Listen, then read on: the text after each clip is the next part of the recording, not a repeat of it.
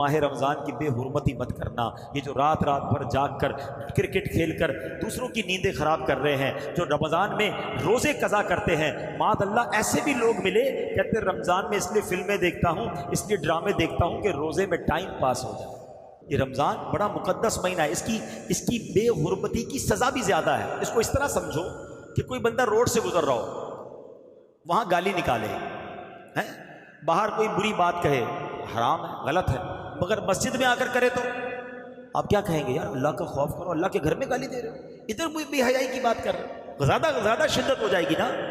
कोई बंदा आम जगहों पर गुनाह करे, गलत है, मक्का पाक में जाकर करे, ज़्यादा गलत है ना।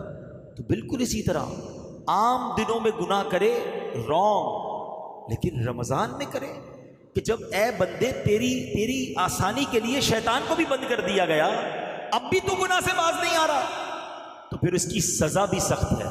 अब सुने, अल्लामा इब्ने जौज़ी लिखते हैं कि अल्लाह पाक के आखिरी रसूल मकबूल सल्लल्लाहु ताला अलैहि वसल्लम ने फरमाया, मेरे पास जिब्रील अमीन हाजिर हुए और अर्ज़ किया, या रसूल अल्लाह सल्लल्लाहु ताला अलैहि वसल्लम, रोज़े क़यामत एक नौजवान को लाया जाएगा, वो गमगीन होगा, रो रहा होगा, फरिश्ते आग और लोहे के रॉड से, गुर्जों से उसे हाँक रहे होंगे। वो नौजवान 1000 साल तक अल अमान पुकारता रहेगा, लेकिन उसको अमान नहीं दी जाएगी। फिर उस नौजवान को 1000 साल के बाद रब्बे कहार की बारगाह में पेश किया जाएगा। अल्लाह पाक फरिश्तों को हुक्म देगा कि इसे मुंह के बल घसीट कर जहन्नम में डाल दो। मेरे आका अलैहिस्सलाम के जिब्रील ये कौन होगा? अर्ज किया, हुजूर वो आपका उम्मती होगा। फरमाया इसका गुनाह क्या होगा? अर्ज किया, या रसूल अल्लाह सल्लल्लाहु अलैहि वसल्लम, ये वो बदनसीब है जिसकी ज़िंदगी में रमज़ानुल मुबारक तो तशरीफ़ लाया, मगर तौबा व इस्तग़फ़ार की बजाय माह रमज़ान को उसने गुनाहों में गुजार दिया। अब बताइए, लोग कहते हैं यार ठीक है यार चलता है, रमज़ान में नहीं चलेगा। रमज़ान में ये जो सोशल मीडिया है ना, मैं आपको सही बताऊं, सबसे ज़्यादा गुनाह करवाने का हमारा दरवाज़ा ही है।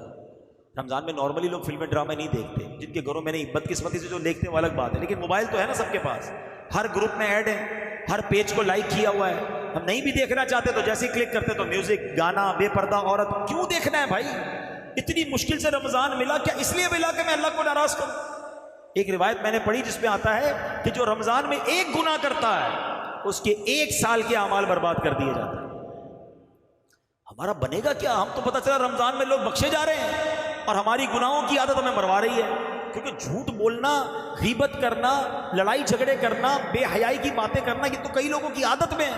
रमज़ान आने के बाद भी झूठ मुंह से निकल रहा होता है, गालियां निकल रही होती है, क्योंकि आदत थोड़ी खत्म हो गई। ऐसा तो है नहीं कि चांद नजर आया हमने बटन बंद कर दिया, आदत तो साथ लगी हुई है। तो तौबा भी करनी और कॉन्शियस भी होना है, खबरदार भी होना है कि नहीं यार कोई गुनाह नहीं करना, एक गुनाह पर 1 साल के अमाल बर्बाद।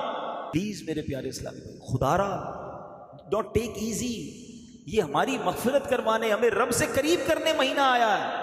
इसमें गुनाह नहीं करने, इसमें खताएं नहीं करनी, इसमें बेहयाई और गलत काम ना करें, ये तौबा करके बख्शिश लेने का महीना है।